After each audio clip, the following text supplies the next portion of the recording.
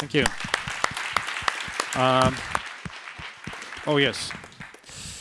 Okay, so thank you all for coming. I'm going to dig straight into it. So I'm Magnus Röding. I'm a scientist at RISE, and I'm also an adjunct associate professor in mathematical sciences at Chalmers. And I'm going to talk a little bit about the convergence of materials and AI today. So to give sort of a start here, discovering new materials, how do you do that? I mean, basically, all new technologies have relied on materials discovery in some way, like batteries, solar power, diodes, etc. And conventionally, you have been doing a lot of experimental testing, like try and error, which is time-consuming, very costly, and so on. And you probably end up not doing something which is totally optimal. And like in recent times, increased digitalization, stronger, more powerful computers, computations and also AI have become a larger and larger part of this area. Some people call it materials informatics, like bioinformatics, but for materials. So in our case, where I work at RISE, we are very interested in porous materials. And porous materials are used in a very broad spectrum of applications. Porous materials have basically pores in them, which are little holes in which things can be transported, like not people, things.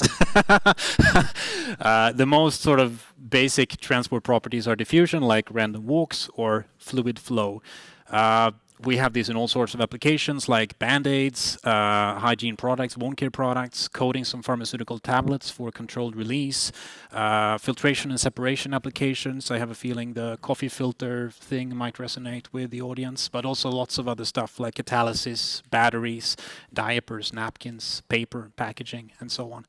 And in all of these applications and many others, I mean, mass transport is crucial, like controlled release of pharmaceutical compounds, like I said, transporting fluids away from wounds, making sure some things get through and other things don't get through. And in all these cases, the geometry and like the structure of materials and this pore space, where we don't have the material, just empty space, is crucial for these properties. So this is sort of a very cross-disciplinary kind of field where we try to understand materials from different perspectives. There's a lot of image analysis and specifically semantic segmentation for a lot of different imaging techniques. We do other kinds of like non-imaging measurement techniques, so physical, chemical measurements of different kinds. In order to sort of build what you could call digital twins, we make realistic virtual materials models. We use tools from spatial statistics and stochastic geometry to do that. We simulate properties of materials. We use different, let's call it numerical computing. We can simulate diffusion, fluid flow. We can simulate more advanced stuff like multi-phase flow. But I'm going to avoid most details of that sort of stuff because I know that's not your primary interest. But what's been happening sort of recently, and not just for me and for us, but for many people in all parts of material science, is an increased emphasis on ML and AI for image analysis, for other kinds of data analysis, replacing conventional numerical methods, replacing conventional statistical methods, and so on. And this is, of course, sort of the emphasis for today. So just to sort of set the stage and give one example, since image analysis is sort of a big part of what we do, I thought I would just give one example, and then we go to a little bit more exotic stuff than image analysis after that. So one of the techniques we use is something called focused ion beam scanning electron microscopy, or FIBSEM. Many of the materials that we look at have very small spatial scales, so you need to go to electron microscopy to see what's going on. In this example, or in this technique, it's basically a destructive technique, so the material is not left after you have imaged it. You use an ion beam to sort of peel off a part of the material, and you get a flat surface. You image the flat surface, you peel off another part, you image again. And your data set basically constitutes a set of 2D slices, which you use to build up a 3D volume. This is an example of a polymeric pharmaceutical coating, one that you use for controlled release applications, from a collaboration with AstraZeneca. So let's see if I can, there. So this is very interesting from an image analysis perspective, because this technique is not like any other technique really. It's sort of 2.5D. In theory, we have 2D slices. But the thing is, we have some depth information because remember that I said porous materials. That you have porous, meaning that you have little holes, means that you never have a flat surface because you always have these holes that you can sort of look into a little bit. And that means that the information is actually sort of 2.5D in a sense because you do have a little bit of depth information. And so how do we segment these images? Because what we want to do is we want to know where the pore space is and where the actual solid material is. So we want to have this geometry and be able to characterize it. So this is sort of uncharted territory in a way. People have made some attempts analyzing FibSem, but it's not really, I mean, if you have RGB data, for example, you have different channels. And I mean, but here, if we look at the channels that we have here, or the different sort of pieces of information, they actually correspond to different z coordinates. So it's not quite 3D, but I mean 2D in the sense that we consider them as different channels. So we can treat it mathematically as if it were RGB, but I mean it's totally different. So what we did was we implemented sort of a nothing fancy really, a pretty straightforward 2D multi-channel CNN, trying out different numbers of channels, 3 to 11. And all these sort of XY slices, you see one example here of an XY slice, we treat as one channel. Having trained this, we do the segmentation using a sliding window approach where we just loop over the image, classifying one voxel at a time. And this is a very successful method actually for doing this. We also tried random forests, but these 2D multi-channel CNNs were far superior. So the result is a 3D binary array representing the geometry of the material. And we're going to go back a lot to 3D binary arrays because whether we simulate them or whether we have them from real experiments, we're going to work a lot with those and simulate things in them and predict properties from them. So since this is sort of work in progress pretty much, and not just for this image analysis technique, for many different ones, we ask ourselves, I mean, if there are things we can do to make it better. One thing is that these experiments are very expensive. They can take days, literally. So the question is, can we use synthetic data? Can we generate realistic data? And some people actually worked on generating realistic data. You see a few examples here. But their method only works for some types of geometries and currently not for ours, but possibly this is one way to make it better in the future. Another thing is that annotation is very expensive. In reality, we only do 0.5% of the data that we annotate. So the question is, do semi-supervised learning has anything to teach us here? Can we do it better? You might ask also, why don't we do fully convolutional like UNet type? Because, I mean, in other cases, it's been established pretty much as state of the art. But in this case, we tried it a little bit and actually it didn't give better results. On the contrary. So it's possible that we can do something nice with fully convolutional, but for now, we have this sliding window. And that's sort of what makes FibSem interesting, that nobody really knows what state of the art is for FibSem. So that's the least exotic example, and now we go to some more fun stuff. Totally different kind of measurement, non-image data. A technique called Fluorescence Recovery after photo-bleaching, or FRAP. To give as little detail as possible and go to the ML as soon as possible, imagine basically this. We have fluorescent particles. We can bleach them, which means we kill the fluorescence in a little region. If we do that in a little region, the ones that are still fluorescent are going to randomly diffuse into the region, and the region is going to disappear. If we look at what the intensity is in this region as a function of time, we're going to get an intensity looking like this. The intensity basically recovers in that region to the original intensity, thereby fluorescence recovery. So, and this curve here contains information about the particle motion, in this case diffusion coefficients, which is basically the speed of random motion. Conventionally, you would analyze this data by having either an analytical or in our case, a numerical model, and do conventional curve fitting like least squares. So we can do that and it works fine, but it's relatively slow. So we ask ourselves, can we do it faster with ML? And the answer is, of course, yes, we can. So we generate lots of synthetic data where we varied all these different variables or parameters The most crucial one being the diffusion coefficient, which is basically the speed of the recovery. So here we have a pretty slow diffusion coefficient. It takes a long time for it to go up again. Here we have a pretty fast one because it recovers much faster. We also have some other couple of parameters, but I'm not going to talk about them. We also vary the noise because realistically in experiments you have different noise levels, so we train it to cope with different noise levels. And we actually weight the samples in the training by 1 over the variance to make it learn a lot from the low variance samples, but not so much from the high variance samples. So this is comparably cheap data to generate. So we simulate 1 million for the training set and 250,000 for the validation and test. And we keep on, we train an ML algorithm for this. And just to give you sort of a hint, I mean, conceptually, what are we doing compared to the conventional method? Like conventionally, you would have experimental data. You would do least squares fitting using a numerical model. You would get a fitted curve, and from the fitted curve, you could extract parameter estimates. Now, we are using the numerical model to generate a synthetic data set instead, training a neural network, which doesn't give us a curve fit per se, it gives us parameter estimates, and from the parameter estimates, we get the reconstructed curve. So we do things the other way around. We don't start with the curve and get the estimates, we start with the estimates and then we get the curve. But I mean, it's roughly the same thing, but conceptually different. With regards to the model, we ended up using straightforward ANNs. LSTMs and RNNs were on the table, but we couldn't really see in our investigation any improvement, and we have reasons to believe we cannot make it so much better, actually. Why do I say we cannot make it so much better than we actually have?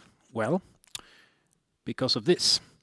If we look at the training and how that works, we can actually get ourselves a benchmark for the training.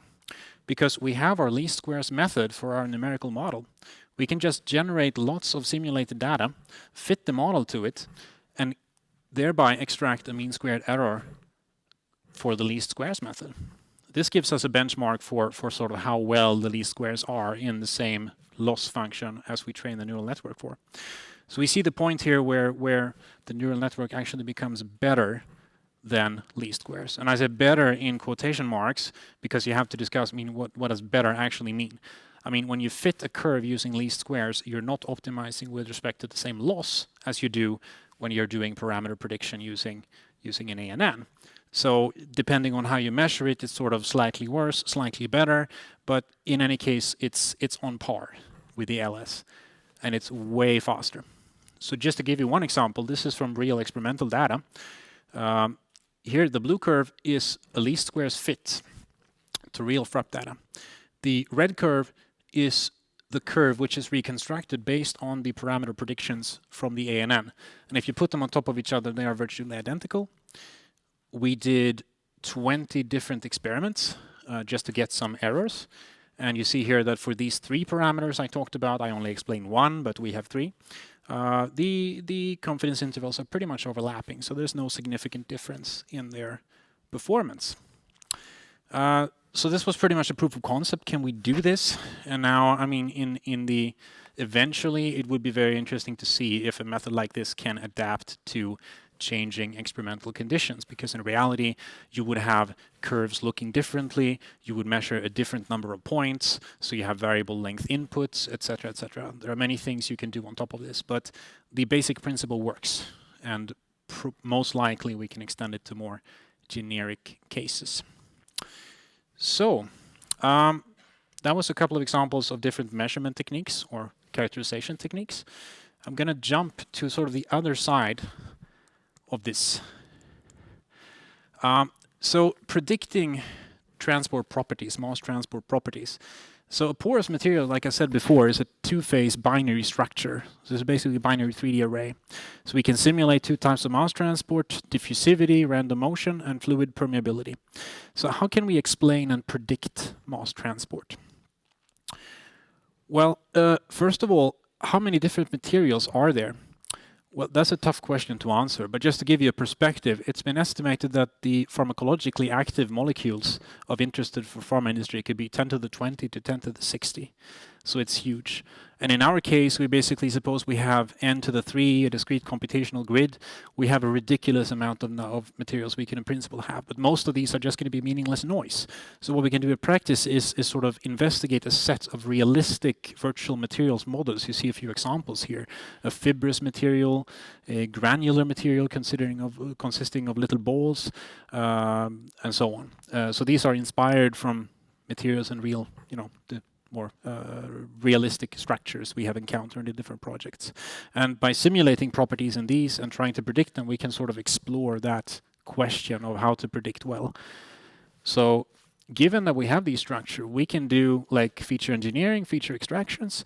We can extract things that make physical sense, like porosity, the volume fraction of the structure that is pore, so the volume fraction of black, the surface area between these black and white faces, or the solid and pore, and so on. So just to give you a couple of examples, geometrical quantities of different kinds that we know from physics make sense for this application. So we can use like basically white box models, like these polynomial models, something called the Cosini-Kármán equation for permeability, for example. And we can get reasonable predictions of the permeability from a formula like this. But here, the most likely bottleneck is the functional form.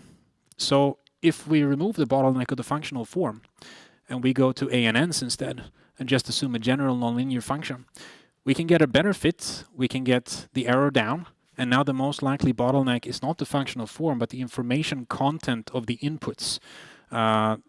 So as long as given that the ANN is big enough, so to speak. We can go even one step further. I mean, this is basically images, they're binary images. We can plug them into a 3D CNN and do 3D CNN regression. And we can do lots of interesting data augmentation because we can shift them and mirror them and so on, and get a pretty good robust training of this 3D CNN. And of course, we have even fewer bottlenecks then, provided our CNN is large enough, but we have less transparency. And the error goes down even further. So the question is, why are we even interested in doing this if we have so much less transparency? What can we learn? Well, not necessarily learn so much, because it's more about prediction than understanding in this case when we go to CNNs. But we have a very interesting use for them. So something that's been very big in the later years in material science is what's called inverse design. Basically, can we design materials with prescribed properties? In this case, we can look at tailor-making the diffusivity properties in 3 directions of a material. So if we have some kind of model which is anisotropic, meaning different in different directions, in this case we use a Gaussian random field, you don't have to worry about that, just look at the pretty pictures. In the middle here we have something which is slightly more elongated in this direction. Here we have something which is very elongated in this direction. We have slightly different length scales, and the porosity is different, so the amount of pores is different. So this is sort of our design vector, and the question is, can we sort of find a good design vector for this? So I'm going to jump through this quickly, but we can formulate basically a Bayesian formulation of this inverse problem. I mean, the direct problem of simulating the properties is simple, but finding the structure that gives problem is inverse and hard. And it's also stochastic, these microstructures, so it's non-unique. So we formulate a Bayesian formulation where we look basically for a posterior distribution of these properties, and we can just plug our prescribed properties into here as if it were data in the Bayes rule. And what we get if we use a framework for estimating this distribution, we can basically generate lots of random structures. We can predict diffusivity using a pre-trained CNN, which is way faster than the numerical simulation. And from that procedure, we can get distributions of these generation parameters out that tells us, what material are going to give us the properties that we're looking for. So, in very short summary, we are trying to do lots of different things in terms of material science here. Imaging and characterization, we are doing image analysis, analyzing other kinds of measurements, geometric characterization, generating realistic virtual models, simulating properties as well as predicting properties, and ultimately asking ourselves if we can find the optimal structure with a given property.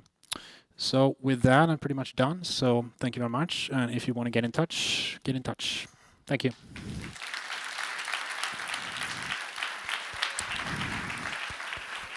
Thank you. Thank you, Magnus, for a very interesting talk. Are there any questions? Yeah. Hey, thank you for an interesting talk. So are all materials physically possible? Absolutely not. I mean, you can definitely, I mean, even if you have a relatively realistic model, you can generate something where sort of parts of it are actually hanging loosely in the air, so it's like challenging gravity. So this is something you would have to take into account, or actually not take into account, depending on what question you are looking for. But in principle, you're right. I mean, with these mathematical models, we can arrive at things which are just not plausible. Absolutely. So you have to take some care. Thank you.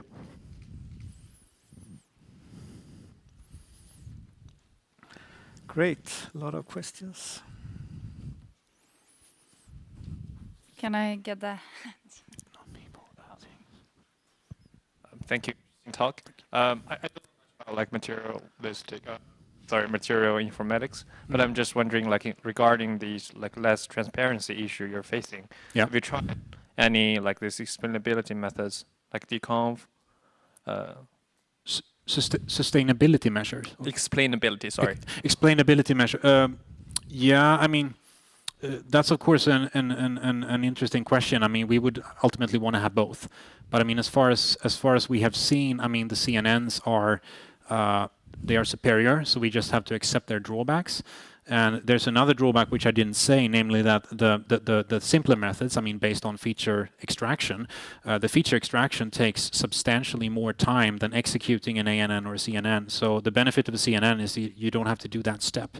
So of course, I mean, there are downsides. We don't understand what it's doing, and it might give us like a very significant outlier somewhere, just because we don't know if we have robustness everywhere in the space, but we just have to accept those drawbacks to get the speed that we need.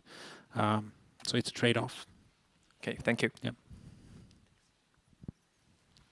and one more. Hello, my name is Elsmer Malmik. I'm not an expert at all in this, but I'm working a little with natural fibers and granule reinforced by natural fibers. So what happens if you have a mix here with pure or virgin material as well as natural fiber as a reinforcement? How do you apply the models on that? Oh, you mean if you would have a more complex material? You mean there was a combination of materials? Yeah, I mean from we have certainly done that when we have built like other virtual models for materials that we have sort of combined in different layers and so on, trying to build something more realistic. Because I mean in real applications, there tends to be a combination of real different materials. So you can definitely do that, and we can definitely simulate properties of that, and we can definitely characterize a material like that using different analysis techniques and build realistic models and understand sort of how they perform.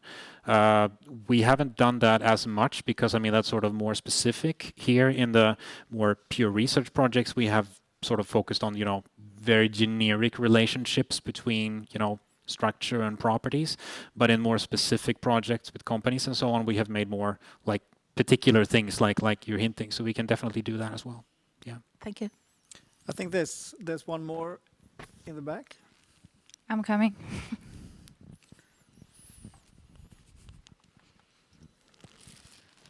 Thank you for your interesting information. I wonder if you're gonna use this for finding a substitute for plastic, since it's a big question today for us. You're asking the wrong person.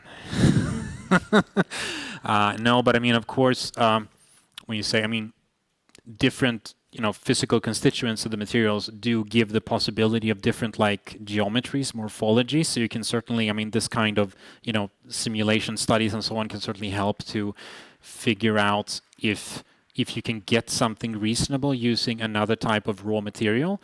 But when it comes to like, I mean, these simulations are pretty much raw material agnostic, right? We're for the most part not assuming anything about what the solid consists of.